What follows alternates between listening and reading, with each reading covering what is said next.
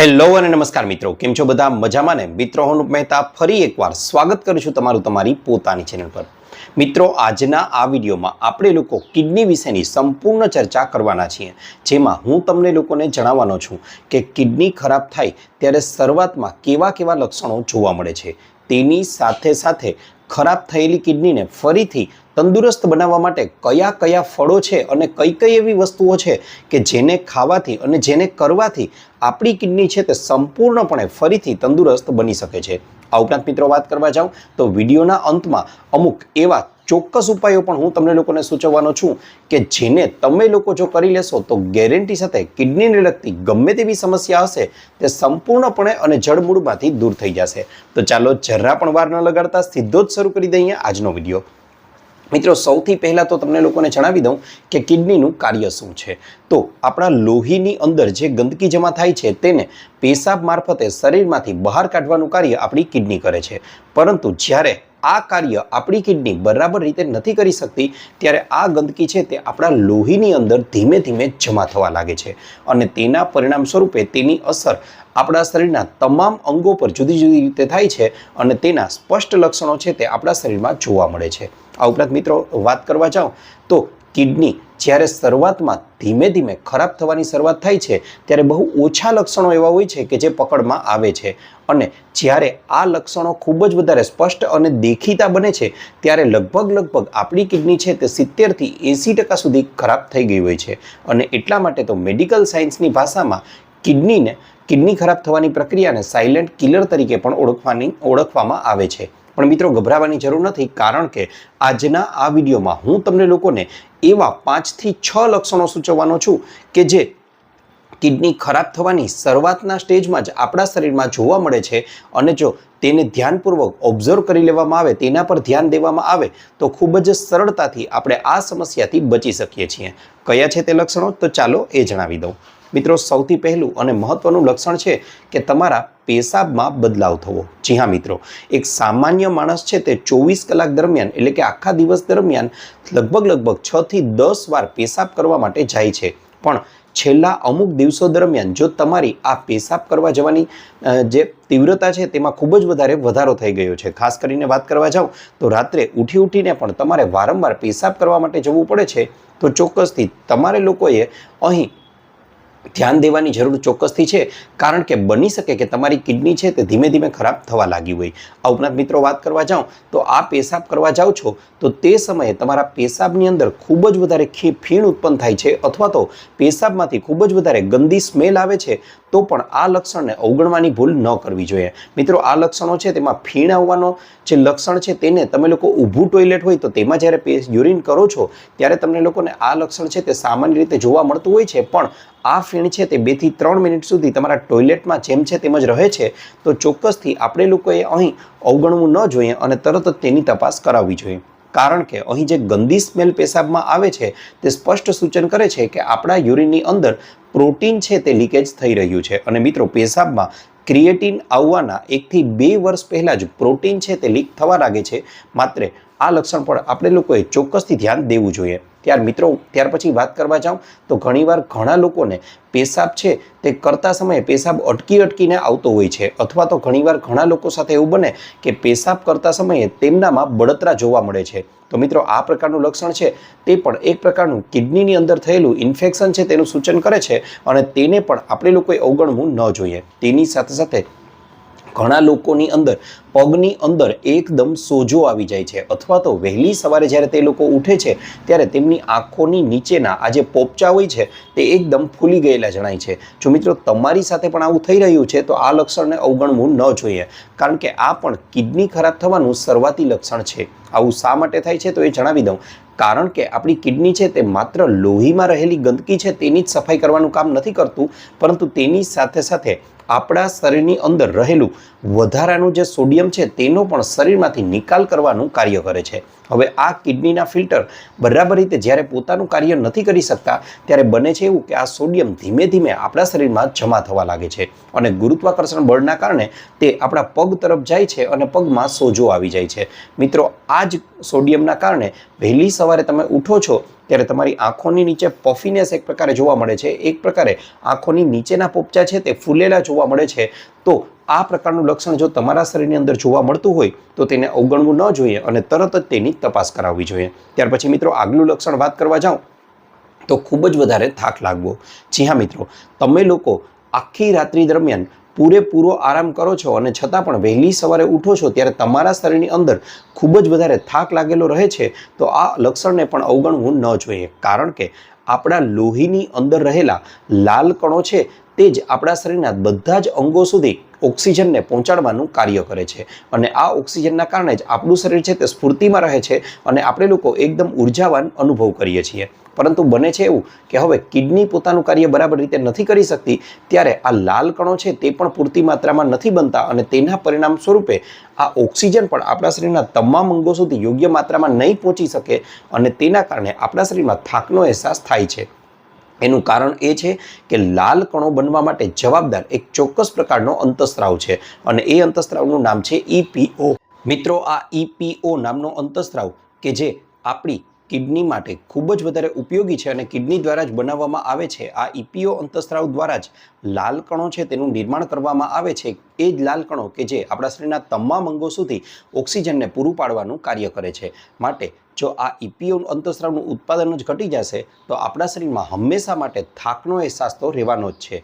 માટે આવું લક્ષણ જણાય તો પણ આપણે લોકોએ તેને અવગણવું ન જોઈએ. ત્યાર પછી મિત્રો આગળ વાત કરવા જાઓ તો કિડની કે જે આપણી એક મુઠ્ઠી જેવડું આપણા શરીરનું ઓર્ગન છે કે જે આપણા શરીરમાં પીઠમાં પાછળ નીચેના ભાગે બંને બાજુએ આવેલું હોય છે. મિત્રો, કોઈ પણ કારણ વિના તમને પીઠની પાછળ નીચેના બંને ભાગમાં એકદમ દુખાવો થવા લાગે તો બની શકે કે તમારી કિડની છે તે ધીમે ધીમે ખરાબ થવાની શરૂઆત થઈ ગઈ હોય છે. ઘણીવાર એવું બને છે કે કિડનીનો સામાન્ય દુખાવો હોય છે, જ્યારે કિડનીનો દુખાવો હોય છે ત્યારે કિડનીના માત્ર આ દુખાવો નથી અનુભવાતો, કારણ કે કિડનીના દુખાવાની સાથે સાથે તમને લોકોને તાવ છે, ઉલટી છે અને વારંવાર પેશાબ આવવાની સમસ્યા પણ શરૂ થઈ જતી હોય છે. પણ જો માત્ર સામાન્ય દુખાવો હોય તો તે બની શકે કે અન્ય કોઈ કારણોને લીધે દુખાવો હોઈ શકે. જો તમને લોકોને આ પ્રકારનો દુખાવો માત્ર કોઈ એક જ બાજુએ અનુભવાતો હોય તો એવું પણ બની શકે કે માત્ર એક બાજુની કિડની છે તે ધીમે ધીમે ખરાબ થવા લાગી હોય. ઘણીવાર આ પ્રકારનો દુખાવો છે તે UTI એટલે કે યુરિનરી ટ્રેક ઇન્ફેક્શનના કારણે પણ હોઈ શકે છે, અથવા તો ઘણીવાર આ પ્રકારનો દુખાવો છે તે ઘણા લોકોની અંદર કિડનીમાં જામી જતી પથરીના કારણે પણ ઉત્પન્ન થતો હોય છે. માટે આવા લક્ષણોને પણ અવગણવા ન જોઈએ અને તેની તપાસ કરાવવી જોઈએ. ત્યાર પછી મિત્રો વાત કરવા જાઉં તો આગળનું લક્ષણ જે આપણા શરીરની અંદર જોવા મળે છે તે છે ખંજવાળ.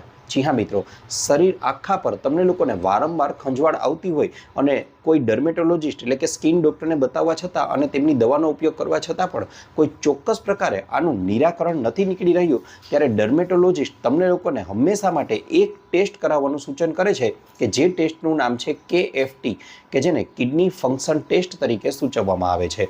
અને આ ટેસ્ટ કરાવ્યા પછી જ સાચું કારણ છે તે સામે આવે છે. એટલા માટે તો 5 થી 10% કિસ્સાઓની અંદર કિડની ખરાબ થવાની સમસ્યાની ઓળખ છે તે એક ડર્મેટોલોજિસ્ટ દ્વારા કરવામાં આવે છે. માટે શરીર આખા પર આવતી અવારનવાર ખંજવાળ અને તેનો ઈલાજ કરવા છતાં પણ તે ખંજવાળ જતી નથી તો આ લક્ષણને પણ અવગણવું ન જોઈએ, કારણ કે બની શકે કે તે તમારી કિડની બરાબર રીતે કાર્ય નથી કરી શકતી તો તેના પરિણામ સ્વરૂપે શરીરની ચામડીની નીચેના ભાગમાં જે જમા થતી ગંદકી છે તેનું સૂચન કરી રહ્યું હોય. આ ઉપરાંત મિત્રો વાત કરવા જાઉં તો આગળનું લક્ષણ જે જોવા મળે છે તે છે હાઈ બ્લડ પ્રેશર અને ડાયાબિટીસ. જી હા મિત્રો, 40% કિડનીના કિસ્સાઓમાં જવાબદાર હોય છે હાઈ બ્લડ પ્રેશર અને ડાયાબિટીસના દર 3 દર્દીમાંથી એક વ્યક્તિની કિડની છે તે ખરાબ થઈ જાય છે. આવું એટલા માટે કારણ કે ડાયાબિટીસના દર્દીઓ જે હોય છે તેમનામાં બને છે એવું કે તેમને ડાયાબિટીસ થાય છે ત્યારે તેમની સુગર વધવાને કારણે તેમનું લોહી છે તે પ્રમાણમાં ઘાટું અને જાડું બની જાય છે અને આ ઘાટું અને જાડું લોહી બની જવાના પરિણામ સ્વરૂપે તે ઝીણી નલિકાઓ કિડની જે હોય છે તેમાંથી પસાર નથી કરી શકાતું અને તેના પરિણામ સ્વરૂપે તે નલિકાઓ છે ધીમે ધીમે ખરાબ થવા લાગે છે, તે ડેમેજ થઈ જાય છે અને પરિણામે કિડની પોતાનું કાર્ય યોગ્ય રીતે નથી કરી શકતી. આ જ પ્રમાણે મિત્રો જ્યારે કિડની ખરાબ થવાની શરૂઆત થાય છે ત્યારે બ્લડ પ્રેશર છે તે પણ ધીમે ધીમે વધવા લાગે છે, અથવા તો તેનાથી ઉલટું કહીએ તો પણ ચાલે કે જેમ જેમ બ્લડ પ્રેશર વધે છે તેમ કિડની ઉપર ભારણ વધે છે અને ધીમે ધીમે કિડની છે તે ખરાબ થવા લાગે છે. માટે જો તમારે લોકોએ તમારી કિડનીને બરાબર રીતે સાચવવી છે તો બ્લડ પ્રેશર અને ડાયાબિટીસને સંપૂર્ણપણે તમારે લોકોએ કંટ્રોલમાં રાખવા જોઈએ. મિત્રો આ ઉપરાંત અમુક નાની નાની બાબતો છે કે જેને ધ્યાનમાં લેવામાં આવે તો કિડનીને ખરાબ થતી આપણે ખૂબ જ સરળતાથી અટકાવી શકીએ છીએ. જેમ કે હંમેશા મિત્રો એક બાબતનું ધ્યાન રાખવું જોઈએ કે આખા દિવસ દરમિયાન તમારે લોકોએ ભરપૂર માત્રામાં પાણી પીવાનો આગ્રહ રાખવો જોઈએ અને તેની સાથે સાથે તમારે લોકોએ ચોક્કસથી અન્ય એક બાબતને પણ ધ્યાનમાં રાખવી જોઈએ અને એ છે ડૉક્ટરના પ્રિસ્ક્રિપ્શન વિના કોઈ પણ પ્રકારની દવા છે તેનું સેવન ન કરવું જોઈએ. આનાથી તમારી કિડની છે તેને સારો એવો આરામ મળી રહેશે. ઘણીવાર ઘણા લોકો એવું કરતા હોય છે કે કોઈ પણ પ્રકારની સલાહ વિના શરીરમાં કોઈ પણ પ્રકારનો દુખાવો થાય ત્યારે સીધી જ મેડિકલ સ્ટોરમાંથી પેઇન કિલર લઈ અને આ દુખાવાને દૂર કરી દે છે અને તેનાથી રાહતનો અહેસાસ કરવા લાગે છે. પણ મિત્રો આવું ન કરવું જોઈએ, કારણ કે વિજ્ઞાન તો આજે એવું પણ કહે છે કે વધારે પડતું પેઇન કિલરનું સેવન તમે લોકો જ્યારે કરો છો ત્યારે તેનાથી બને છે એવું કે તમારી કિડની છે તેના પર ભારણ વધે છે અને કિડની વધારે ઝડપથી ખરાબ થવા લાગે છે. આ ઉપરાંત મિત્રો વાત કરવા જાઉં તો તમારે લોકોએ વધારે મસાલાવાળો અને તળેલો ખોરાક છે તેને પણ ન ખાવો જોઈએ અને તેનાથી પણ તમારી કિડની ખરાબ થઈ શકે છે. આ ઉપરાંત જે લોકોના પેશાબમાં ક્રિએટિનની માત્રા વધી ગઈ છે તે લોકોએ ઓછા પ્રોટીનયુક્ત ડાયટ અથવા પ્રોટીનની માત્રા જે ખોરાકમાં ઓછી હોય તેવો ખોરાક જ લેવો જોઈએ. તેની સાથે સાથે મિત્રો વિડીયોમાં આગળ હવે હું તમને લોકોને 2 થી 4 એવા ઉપાયો સૂચવવાનો છું કે જેને તમે લોકો અપનાવી લેશો તો ગેરંટી સાથે કહું છું કે તમારી કિડનીને લગતી સમસ્યાઓ જ નહીં પરંતુ આખા શરીરમાં રહેલી કોઈ પણ પ્રકારની સમસ્યા હશે તે સંપૂર્ણપણે દૂર થઈ જશે. સૌથી પહેલાં તો મિત્રો વિડીયોના ટાઇટલમાં જે તમે વાંચ્યું છે એ જણાવી દઉં કે કયા એવા ફળો છે કે જે આપણી કિડની માટે વરદાનરૂપ સાબિત થઈ શકે છે. તો મિત્રો તમને જણાવી દઉં તેમાં સફરજન છે, બ્લૂબેરી છે, દ્રાક્ષ છે, તરબૂચ છે. આ વધારે પ્રવાહીવાળા અને તેમાં પણ બ્લૂબેરી છે તે તો એન્ટીઓક્સિડન્ટનો ખજાનો છે, તે આપણી કિડની માટે વરદાનરૂપ માનવામાં આવે છે. પરંતુ પેકેટમાં મળતી તૈયાર બ્લૂબેરી છે તે ન લેવી, કારણ કે તેમાં એડેડ સુગર પણ હોય છે. તેના બદલામાં નેચરલ બ્લૂબેરી જે આવે છે તેનું સેવન કરવું જોઈએ. તે આપણી કિડની માટે વરદાનથી કમ નથી. આ ઉપરાંત મિત્રો વાત કરવા જાઉં તો આખા દિવસનું એક રૂટીન પણ અહીં તમને લોકોને સૂચવું છું કે જેને તમે લોકો ફોલોઅપ લઈ લેશો તો ગેરંટી સાથે કહું છું કિડનીને લગતી લગભગ તમામ પ્રકારની સમસ્યાઓ છે તે દૂર થઈ જશે. કયું છે તે રૂટીન ચાલો જણાવી દઉં. મિત્રો સૌથી પહેલાં તો તમારે લોકોએ આ માટે વહેલી સવારે ઉઠવાનો પ્રયત્ન કરવાનો છે. હવે વહેલી સવારે એટલે ક્યારે? તો લગભગ સવારે 5 થી 6 વાગ્યાની વચ્ચેનો સમય આ માટેનો આદર્શ સમય માની શકાય છે. હવે આ 5 થી 6 વાગ્યાની વચ્ચે તમારે લોકોએ ઉઠવાનો આગ્રહ રાખવાનો છે.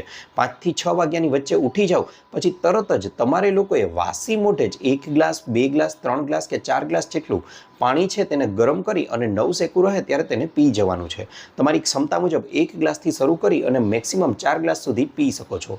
હવે આ વાસી મોઢે પાણી પી લીધા પછી તમારે લોકોએ તમારા ઘરની આજુબાજુમાં થોડો 10 થી 15 મિનિટ સુધી એકાદ આટો મારી આવવાનો છે, લટાર મારી આવવાની છે, જેથી તમે ફ્રેશ થઈ જાઓ. હવે આટલું કરી લીધા પછી ઘરે આવ્યા બાદ તમારે લોકોએ ઘરમાં એક ખુલ્લી જગ્યા શોધવાની છે. મિત્રો આ ખુલ્લી જગ્યા તરીકે તમારા ઘરનું ફળિયું છે, બાલ્કની છે, અગાસી છે અથવા ઘરની આજુબાજુમાં આવેલો કોઈ બગીચો છે તે હોઈ શકે છે.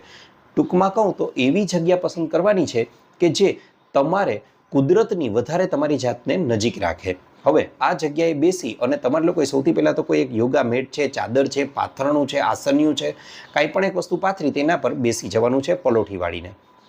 પલાઠી વાળી અને બેસી ગયા પછી મિત્રો તમારે લોકોએ અહીં હું જે તમને લોકોને પ્રાણાયામ અને યોગ સૂચવું છું તે કરશો તો તે તમારી કિડની માટે વરદાનથી કમ નથી. તેમાં સૌથી પહેલું તો તમારે લોકોએ 10 થી 15 મિનિટ સુધી અનુલોમ વિલોમ કરવાના છે. મિત્રો અનુલોમ વિલોમ એટલે એક નાકેથી શ્વાસ લેવાનો છે અને બીજા નાકેથી શ્વાસ છોડવાનો છે. ફરી પાછો બીજા નાકેથી શ્વાસ લેવાનો છે અને પહેલા નાકેથી શ્વાસ છોડવાનો છે. આ પ્રક્રિયાને બને તેટલી ઊંડા શ્વાસથી સાથે કરશો તો વધારે સારું અને આ પ્રક્રિયાને 10 થી 15 મિનિટ કરવાની છે. મિત્રો તમારું હાર્ટ અને મગજને જબરજસ્ત રીતે તે એક્ટિવ કરી દેશે. ત્યાર પછી બીજો પ્રયોગ જે તમારે લોકોએ કરવાનો છે તેનું નામ છે કપાલભાતિ. જી હા મિત્રો, કપાલભાતિ કે જેમાં તમારે તમારું ધ્યાન છે તેને તમારી નાભી પર કેન્દ્રિત કરી અને પેટને ધક્કો અંદરની તરફ મારવાનો છે કે જેથી શ્વાસ છે તે બહાર આવે. વારંવાર તમારે અંદરની તરફ ધક્કો મારી અને શ્વાસને બહાર કાઢવાનો છે. આ પ્રયોગના અન્ય વિડીયો પણ તમને આપેલા છે કે કપાલભાતિ કેમ કરવું તેને જોઈ અને કપાલભાતિ શીખી અને કરી શકો છો. મિત્રો કપાલભાતિ છે તે તમારી ગમે તેવી કિડનીને લગતી સમસ્યાઓ હશે તેને થોડા દિવસોની અંદર જ સંપૂર્ણપણે દૂર કરી દેવા માટે સક્ષમ છે. માટે કપાલભાતિ કિડનીના પેશન્ટે ચોક્કસથી કરવું જ જોઈએ, તેમને ખૂબ જ વધારે ફાયદો થશે. હા, કોઈ ક્રિટિકલ પરિસ્થિતિમાં તમે લોકો છો તો એકવાર ચોક્કસથી તમારે તમારા ડૉક્ટરની સલાહ લેવી જોઈએ. ત્યાર પછી મિત્રો આગળ વાત કરવા જાઓ તો હવે તમારે લોકોએ અમુક ચોક્કસ પ્રકારના આસનો પણ કરવા જોઈએ કે જેમાં તિતલી આસન છે અને ગૌમુખાસન છે તેને 2 થી 3 મિનિટ સુધી કરવા જોઈએ. આટલું કરી લીધા પછી જો તમને લોકોને પણ તમારું શરીર સાથ પૂરેપૂરું આપતું હોય તો ચોક્કસથી તમારે લોકોએ મંડુકાસન જેવું આસન પણ કરવું જોઈએ કે જે તમારી કિડની માટે અને ડાયાબિટીસના દર્દીઓ માટે પણ ખૂબ જ વધારે ઉપયોગી માનવામાં આવે છે. આ ઉપરાંત મિત્રો વાત કરવા જાઉં તો તમારે લોકોએ શવાસન છે, સર્વાંગાસન છે, હલાસન છે, પવન મુક્તાસન છે, આ પ્રકારના આસનો પણ કરવા જોઈએ કે જે તમારા શરીર માટે ખૂબ જ વધારે ફાયદાકારક છે. સાથે સાથે મેં કીધું એ પ્રમાણે જો શરીર સંપૂર્ણપણે સાથ આપતું હોય તો ચોક્કસથી 12 થી 15 જેટલા સૂર્ય નમસ્કાર પણ રોજે રોજ કરવાનું શરૂ કરી દો અને તેની માત્રા ધીમે ધીમે તમે દિવસો આગળ વધતા વધારી શકો છો. આનાથી સારો એવો ફાયદો જોવા મળશે. મિત્રો આટલું કરી લો, તેના 30 થી 45 મિનિટ સુધી હવે સવારના નાસ્તામાં કાંઈ જ નથી ખાવાનું. 45 મિનિટ પછી હવે તમે એકદમ ફ્રેશ થઈ જાઓ અને પછી તમે સવારનો નાસ્તો કરી શકો છો. આ સવારનો નાસ્તો કરી લીધા પછી સમય આવે છે મિત્રો બપોરનો. એક્સક્યુઝ મી, બપોરનો સમય આવે છે ત્યારે આ બપોરના સમયની અંદર હવે તમારે લોકોએ બપોરનું ભોજન કરો છો એ પહેલાં એક વાટકો ભરી અને ઋતુ અનુસારનું કોઈ પણ એક સલાડ છે તે ખાવાનો આગ્રહ રાખવો જોઈએ. જેમાં બીટ છે, કાકડી છે, ગાજર છે, મૂળા છે, કોબી છે કે અન્ય કોઈ પણ સલાડ કે જે તમને ભાવતું હોય અને ઋતુ અનુસારનું હોય તેનું સેવન કરવું જોઈએ. ત્યાર પછી મિત્રો આગળ વાત કરવા જાઉં તો હવે ભોજનમાં તમારે લોકોએ રોજે રોજ મોટાભાગના ગુજરાતી લોકોને આપણે ઘઉંમાંથી બનેલી રોટલી ખાવાની ટેવ પડી ગઈ છે. જો શક્ય હોય તો આ ડાયટને આપણે ચેન્જ કરવાનું છે. એટલે અઠવાડિયામાં 1 થી 2 વાર રોટલી બરાબર છે ઘઉંમાંથી બનેલી, પણ બાકીના દિવસોમાં તેના બદલે આપણા દેશી અનાજ એટલે કે જેમાં બાજરો છે, મકાઈ છે, જુવાર છે, જવ છે, રાગી છે, આમાંથી બનેલી રોટલી કે રોટલા ખાવાનો આગ્રહ રાખો. ઘણીવાર ગૃહિણીઓ, માતાઓ, બહેનોનો એવો પ્રશ્ન રહેતો હોય છે કે ભાઈ આમાંથી બનેલી રોટલી કે રોટલા છે ને તે એકદમ પાપડ જેવા કડક બની જાય છે. તો મિત્રો એ પણ જણાવી દઉં કે તેને એકદમ ઢીલા બનાવવા માટે, પોચા અને મુલાયમ બનાવવા માટે તે લોટ છે તેને ગરમ પાણીમાં તમારે લોકોએ બાંધવો જોઈએ.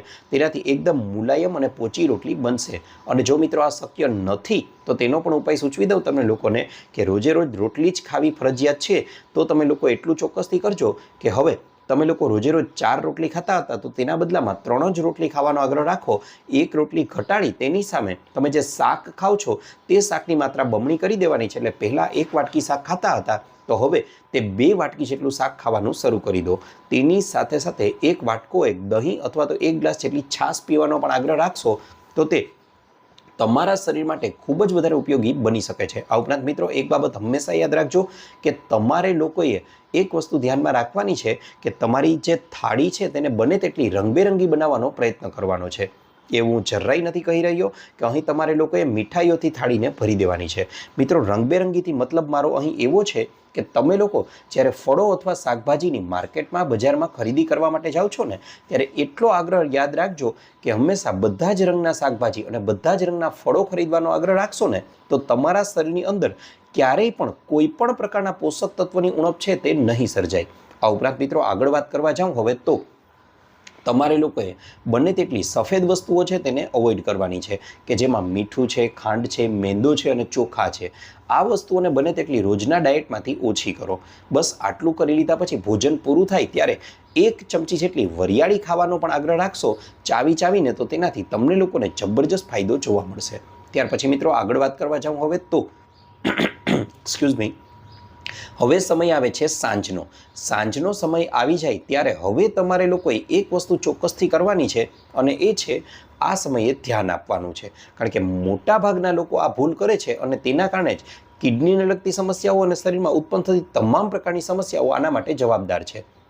અને એ છે સાંજે જરા તરા પણ ભૂખનો અહેસાસ થાય એટલે મોટાભાગના લોકો છે એ તૈયાર બજારમાં મળતા અથવા બેકરીઓમાં મળતા પડીકાઓ છે તેને તોડી અને ખાવા લાગે છે. અથવા તો ઘણા લોકો તો લારીઓ પર મળતો જે કચરો ફૂડ છે તેને સ્વાદનો ચક્કરમાં ખૂબ જ ઝાપટી જાય છે. 2-3 પ્લેટ ખાતા મેં તો લોકોને જોયા છે. અને ત્યાર પછી ઘણા લોકો તો એવા જ છે કે આળસના કારણે ક્યાંય બહાર પણ નથી જતા, ઘરે જ સીધું ઓનલાઈન ઓર્ડર હોટલોમાંથી કરી દે છે અને તેને ઝાપટી જાય છે. મિત્રો આ બધી એવી વસ્તુઓ છે કે જે આપણા શરીરને ધીમે ધીમે ખરાબ કરી રહી છે. માટે આવી વસ્તુઓને સાંજના સમયે અવોઇડ કરવી જોઈએ, કારણ કે સાંજના સમયે જો તમને ભૂખ લાગી રહી છે તો બની શકે કે મોટાભાગના કિસ્સાઓમાં તો આ ભૂખ છે તે ખોટી ભૂખ હોય છે અને તમે જો 1 ગ્લાસ જેટલું નવસેકું પાણી પી લેશો ને તો પણ એ બુઝાઈ જશે, કારણ કે ડિહાઇડ્રેશનના કારણે આવું થતું હોય છે. પણ જો એવું ન થાય અને ભૂખ લાગેલી જ રહે તો આ સમયે ચોક્કસથી તમે લોકો વહેલી સવારે પલાળેલા ડ્રાયફ્રૂટ છે તેને ખાઈ શકો છો. એ માફક ન આવે તો તમે લોકો મખાણા લઈ અને તેને દેશી ગાયના શુદ્ધ ઘીમાં બરાબર રીતે શેકી લો અને ઉપરથી થોડું સંચળ ભભરાવી અને ખાઈ લો. મિત્રો, સારામાં સારી ચિપ્સ કે વેફર પણ આની સામે ટૂંકા પડી જશે અને પોષક તત્વોનો તો ભંડાર છે. માટે આવી કોઈ વસ્તુ ખાવાનો આગ્રહ રાખશો તો તેનાથી શરીરને ફાયદો થશે અને તમને લોકોને જે થતું બહારનો ખોરાક ખાવાથી નુકસાન છે તે પણ અટકી જશે. ત્યાર પછી મિત્રો, આગળનો હવે સમય આવે છે અને આગળનો જે નિયમ આવે છે આ આગળ દર્શાવેલા વિડીયોના તમામ નિયમો પર ભારે પડે છે અને આ એક નિયમને પણ અપનાવી લેશો ને તો ગેરંટી સાથે કહું છું તમારા શરીરની અંદરની મોટાભાગની બીમારીઓ છે તે જડમૂળમાંથી દૂર થઈ જશે. કયો છે તે નિયમ એ પહેલાં જણાવી દઉં. મિત્રો, એ નિયમ છે એક્સક્યુઝ મી, આખા દિવસનું છેલ્લું ભોજન છે તેને તમારે લોકોએ સાંજે 7 વાગ્યા પહેલાં ગમે તેમ કરીને પૂરું કરી લેવાનું છે. સીધો તમારો જવાબ હશે આ શક્ય નથી. મિત્રો, ધીમે ધીમે પ્રયત્ન કરવાનો છે. બધી જ વસ્તુઓ શક્ય બની શકે છે, કારણ કે આપણે તો માણસ છીએ અને માણસ તો ગમે તે કરી શકે. માટે આ નિયમને ધીમે ધીમે પાડી લેશો ને તો તમારા જીવનમાં કોઈ પણ પ્રકારની બીમારી છે તે નહીં રહે. આના માટે હું 2-3 ઉદાહરણ પણ આપી દઉં કે આપણા દાદા દાદી કે નાના નાનીની લાઈફસ્ટાઈલ તમે લોકો જુઓ, તેમનું જીવન કંઈક આ જ પ્રકારનું હતું. સાંજે 7 વાગ્યા પહેલાં ગમે તેમ કરીને તેઓ દિવસનું છેલ્લું ભોજન પૂરું કરી લેતા અને એટલા માટે તો લાંબુ અને નિરોગી આયુષ્ય તેઓ ભોગવી શક્યા. તેની સાથે સાથે એ ન સમજાય તો આપણા ભારત દેશના કે ગુજરાત રાજ્યના ખેડૂત મિત્રને જુઓ તો તેઓ પણ ગામડામાં કંઈક આ પ્રકારની લાઈફસ્ટાઈલને જ ફોલો કરી રહ્યા છે અને એટલા માટે તો તેઓ મહેનતનું કામ પણ કરી શકે છે અને તેની સાથે સાથે નિરોગી અને સ્વસ્થ જીવન જીવી શકે છે. મિત્રો, પક્ષીઓને પણ જોશો તો તમને ખ્યાલ આવશે કે સાંજે 7 વાગ્યા પહેલાં પોતાના માળામાં આવી જાય છે અને ત્યાર પછી તેઓ કોઈ જ પ્રકારનો ખોરાક છે તેને ખાવાનો આગ્રહ નથી રાખતા. આવું તમારે લોકોએ પણ કરવાનું છે. મિત્રો, તેની સાથે સાથે સાંજે 7 વાગ્યા પહેલાં જમો છો તો ખરા, પણ તેમાં તમારે લોકોએ બને તેટલો હળવો ખોરાક ખાવાનો આગ્રહ રાખવાનો છે, કારણ કે મોટાભાગના લોકો આજકાલ એવી ભૂલ કરે છે કે રાત્રિનું છેલ્લું ભોજન છે તે એક તો મોડી રાત્રે જમે છે અને તેમાં પણ તેઓ બને તેટલું હેવી ખોરાક કે જેમાં ચાઇનીઝ છે, પંજાબી છે તેને ઠૂસી ખાય છે અને પછી સીધા જ સૂઈ જાય છે. મિત્રો, આ ભૂલ જ આપણા શરીરને સૌથી વધારે નુકસાન કરવાનું કાર્ય કરે છે. આવું ન કરવું જોઈએ, કારણ કે સૂર્ય જ્યારે ઉગે છે ત્યારે આપણી જઠરાગ્નિ પણ પ્રદીપ્ત થાય છે, આપણું પાચન તંત્ર એક્ટિવ બને છે. સાંજ થતાં થતાં જ્યારે સૂર્યાસ્ત થઈ જાય છે ત્યારે આપણી જઠરાગ્નિ પણ મંદ પડવા લાગે છે અને તેના પરિણામ સ્વરૂપે હવે આવી ભારે વસ્તુઓને પચાવવી આપણા શરીર માટે અઘરી બની જાય છે. પરિણામે તે મેદના સ્વરૂપમાં શરીરમાં જમા થવા લાગે છે અને તેનાથી જ શરીરમાં જુદી જુદી બીમારીઓ છે તે ઉત્પન્ન થવા લાગે છે. મિત્રો, કાંઈ ન સમજાય તો એટલું સમજજો કે પશ્ચિમી સંસ્કૃતિનું આંધળું અનુકરણ છે તે આપણને નુકસાન પહોંચાડી રહ્યું છે. એટલું તો સમજો કે સૂર્ય છે તે પણ પૂર્વમાં ઉગે છે ત્યારે જ ઉગી શકે છે અને પશ્ચિમમાં તે પણ જ્યારે ગયો છે ત્યારે એ પણ અસ્ત થઈ ગયો છે. તો આપણે લોકોએ આ વસ્તુને સમજવી જોઈએ. આ ઉપરાંત મિત્રો વાત કરવા જાઓ તો સાંજે 7 વાગ્યા પહેલાં તમે લોકો જ્યારે આ ખોરાકને ખાઈ લો છો ત્યારે આ ખોરાક બને તેટલો હળવો હોવો જોઈએ. તેમાં તમે લોકો એક મોટી વાટકી ભરી અને પાકેલું પપૈયું છે તેને પણ ખાઈ શકો છો.